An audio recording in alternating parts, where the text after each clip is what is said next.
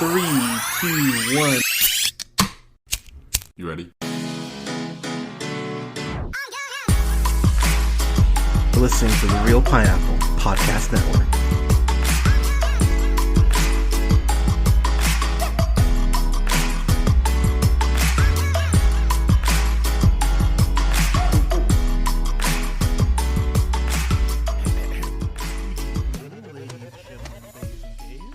This is the Real Pineapple. This is your humble host, Hunter, here. Hope you're having a great night, day, weekend, whenever you're checking this out. I've got a review for a re-release of a 1998 documentary, which has some additional footage that's been added back in. And, of course, it's perfect timing because it's being released just in time for Greta Gerwig's Barbie, which I am buying tickets for tomorrow. I am horribly excited to see that goddamn movie. Goddamn love Greta Gerwig. She's awesome. Yeah, I can't wait for it. Can't wait to see. I can't wait to see Gosling, the Ling, as fucking Ken. The fact that's gonna be a thing in a month is just. The world is terrible sometimes, but that's just wonderful. That's pure. And Margot Robbie's Barbie, like, Jesus Christ, could it be more perfect? But I went ahead and I watched this documentary because I will be the first to admit I've babysat enough in my day. God, I'm sounding old. But I've babysat enough in my day to have, babysat kids who, had Barbies, had Polly Pockets. What are Hot Wheels. God, I'm trying to think of other toys. Pogs. Sure, that works. but I definitely remember those fads. You know what I mean? I'm old enough to remember Tickle Me Elmo. I still remember my mom getting up at 4 a.m. to go to Kmart and stand in line to get one of the last Tickle Me Elmos. She did, by the way. Great mom. And, I remember, doing the Black Fridays to get, like, the Nintendo Wii and stuff like that. But when you think about things that are so ingrained in American culture, Barbie's one of them. And I think I knew Barbie was a big deal when I saw, it wasn't even on YouTube. I think a friend told me about there was a Barbie art exhibit. And I remember hearing that. Yeah, it was one of my friends in San Francisco said that they went to a Barbie exhibit, an art exhibit. And I was like, wait, what? That's a thing? Barbie has art? What? Like, I was flabbergasted. And they actually, ironically enough, bring that up in this movie, which I was actually really happy that they did, because it's one of those things that you just don't fucking think about. But Barbie is so ingrained in American culture that it just feels like an afterthought. Like, it just feels like something that's always been there. And it's really fascinating to go ahead and get into the psyche of really America and American culture as far as where Barbie came from, what void she filled, and why she's been able to endure. And one thing that I'll simply say as a straight dude here is I love the way it points to, let's be honest, what's usually a hypocritical thing, how in America we like to address everything else besides the root of the actual fucking problem. Again, to sound like old man Hunter, I still remember when they started putting the parental advisory, I still remember the first time I saw parental advisory logo on a CD and just going like, wait, what? Like, that was a thing that was happening, like, I want to say early 90s. One thing I know is definitely in the 90s was the video game rating system. Because I remember when, Rockstar started making the GTA games, it was like, oh, if you want to buy this game, you have to, your parent needs to do it for you. But that was a whole thing where, Hillary Clinton and Democrats were saying, and Republicans were saying, oh my God, it's the video games. The video games are poisoning the youth. And the irony in the fact that, video games are supposed to kill kids, and yet, you know what, never mind. I'm not going to go there. But it's crazy how this documentary brings up a thing that I think a lot of people bring up, in the sense of where does Barbie help the conscience of how we feel about women in this country, and the sexist nature of the beauty standards that we hold women to. and it was really fascinating to hear what the documentary had to say about that. And I'll let y'all figure that out, experience that for yourselves. But I think that the documentary does a great job of highlighting the fact that could there be some problematic parts with that? Absolutely. But that's where you, as a parent, need to actually raise your kid. And I know that seems like such a no duh, but my god, like when I see what parents blame things on, like their kids' shitty behavior, it just boggles my mind. Like oh god, like TikTok's the latest thing. It's like, my kid's on TikTok, oh my god, it's poisoning their mind. Well, get your kid a regular cell phone if you're that fucking worried about it, or tell them to not look at certain shit. Like, god, parents are so frustrating. But it's fascinating how the documentary tackles that, because yes, does it to an extent lead to some impossible beauty standards? Absolutely. But at the same time, did it allow little girls to go ahead and work out their fantasies and maybe aspire to be what Barbie wanted to be as far as being a working woman? Absolutely it did. And so it's really interesting how the documentary rides that line. I think it makes a very fair, balanced argument on a lot of the statements that it makes. That one in particular, that was the big one. I was curious how Susan was going to talk about that. I think she nails it as far as that's concerned. But then it's interesting too, because it talks about Mattel and how Mattel started off as like a business that was making like these extravagant like clocks and these very kind of niche items, and how it goes ahead and turns from that into the global, the conglomerate that it is. Like when you think about toy brands, they're one of the first ones at least that come to my mind. So it was crazy to see the very humble origins of Mattel to the fact that I think they say 97, yeah, 97, that they had already sold 1 billion Barbie dolls. Was just hearing that, just god, just think about a Barbie doll selling for, god, what does a Barbie doll retail for? That's actually a good question. Let's go on Amazon, because I actually do not know what a Barbie costs. Oh my god, I just realized, fuck, as I'm sitting here, I'm looking up at my floating shelves, I have a Captain Marvel Barbie. I completely forgot about that. Yeah, see, I have a Barbie. Fuck. What does a Barbie run? Barbie runs like, like okay, so it's like $10, $10 for a Barbie. So god, $10, and I'm sure they're more expensive back in the '90s. So $10 a doll, $1 billion. Oh my god, that $1 billion dolls sold. Jesus Christ, that's so much money. Just if you did off of what Amazon's quoting, and that's not including all the special edition Barbies. And that is one thing I will say, that for a lot of companies that have been slow to go ahead on their representation, Barbies had black Barbies. They've had indigenous Barbies. I think I read last year they just introduced like the first Barbie that had a hearing aid. Like Mattel's kind of been on their shit when it comes to how they've handled Barbie and the representation aspect of that. So that's something I actually do have to give them credit for. And after watching this documentary, I was going, okay, that's actually fair. What I found fascinating is there is a part that's added in from the original documentary, where it's a section on Black Barbie and how Black Barbie has a cousin that was black, and I think that's how they started it. But apparently, there's a whole other documentary called Black Barbie that's going to be coming out later this year. So I'm actually excited to watch that, because when you think about people of color, and I always laugh, because when I think about this, I always think of the fucking Office.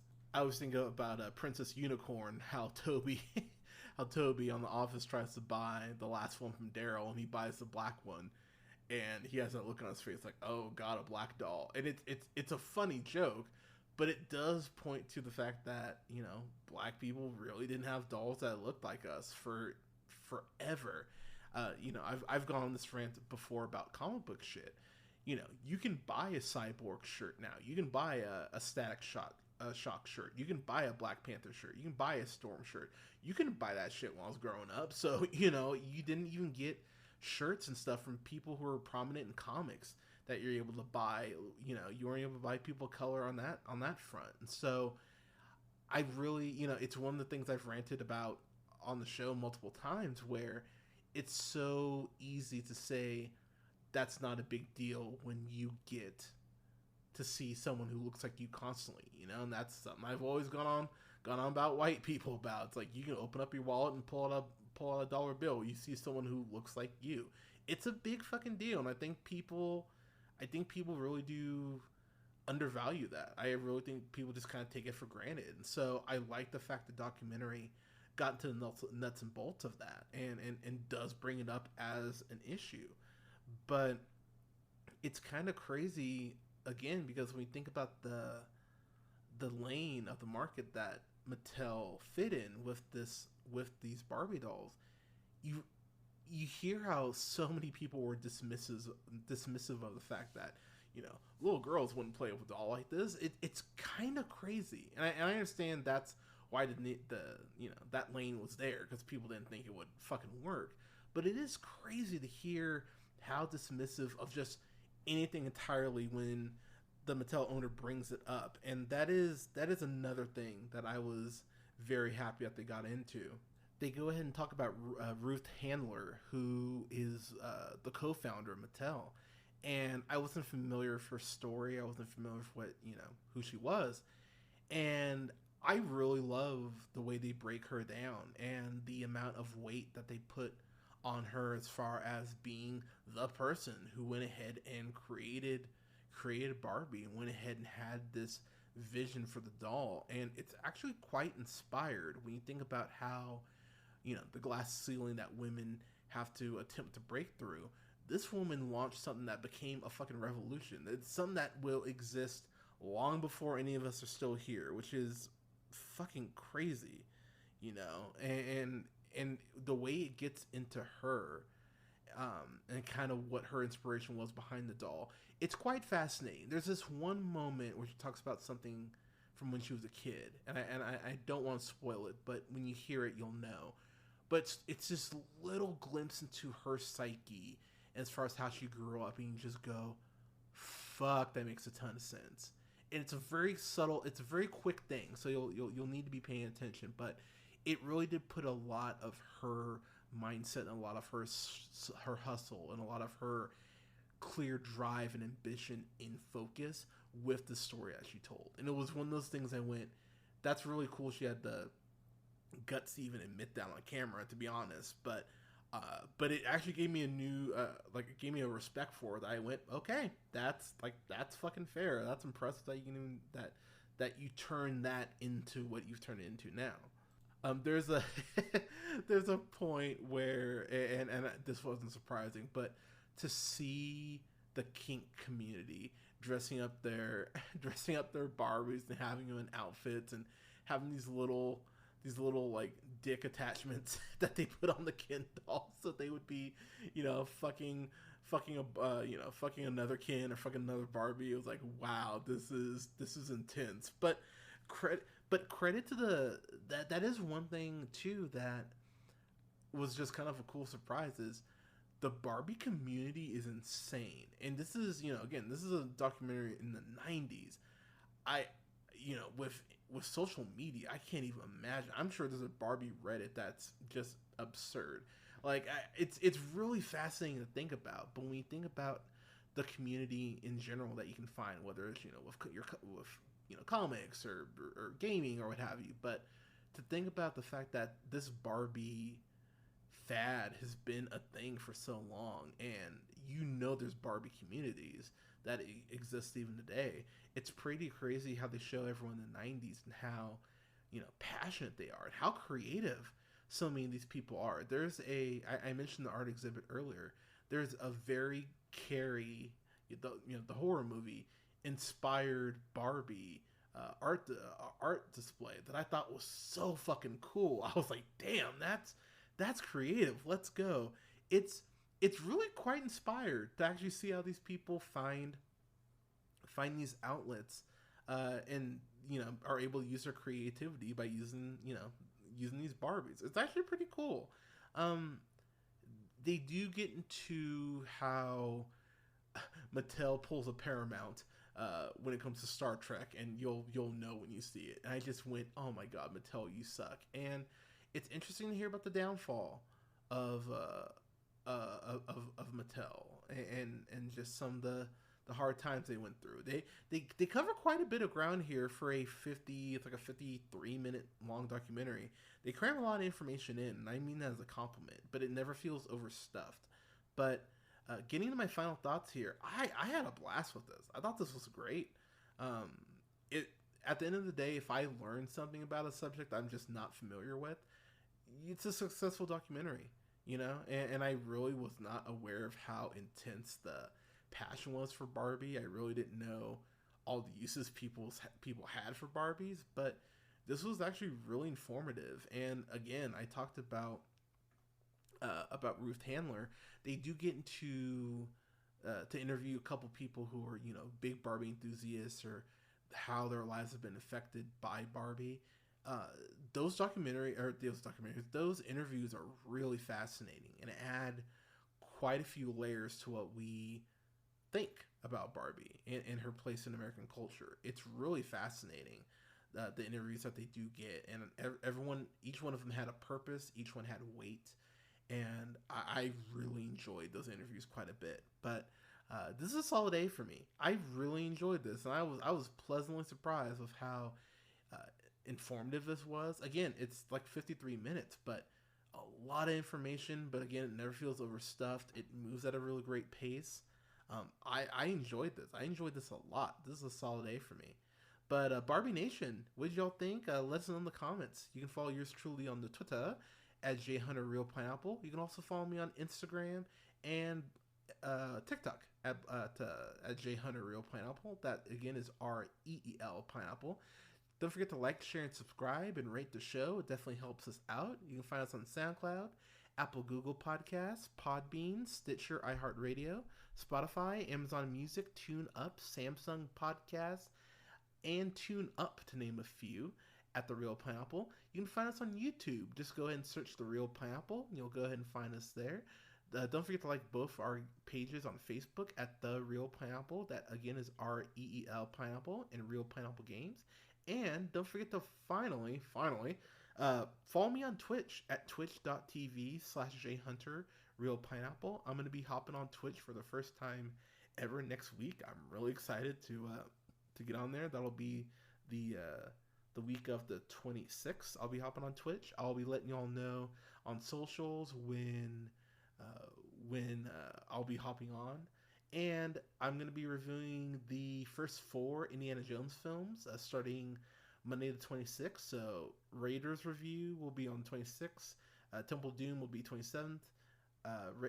Last Crusade will be 28th. And then, oh my gosh, Kingdom of the Crystal Skull. There we go. I'm trying to forget that movie. But that review will be on the 29th, leading up to my review of Indiana Jones and the Dial of Destiny on the 30th.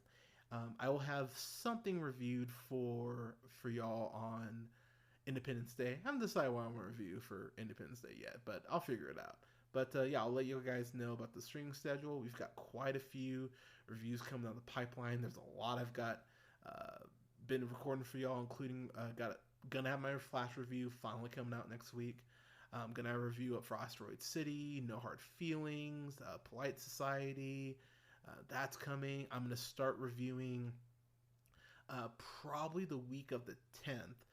I'm going to start reviewing all the Mission Impossible movies, so I'm going to start dropping those that week, leading up to Dead Reckoning Part 1. I'm hyped for Dead Reckoning Part 1. I hate Top Gun Maverick, but I am hyped for some more Mission Impossible. Let's fucking go. But thanks again for your support, everyone. Stay safe out there. Thanks again for listening, and we'll talk to you soon.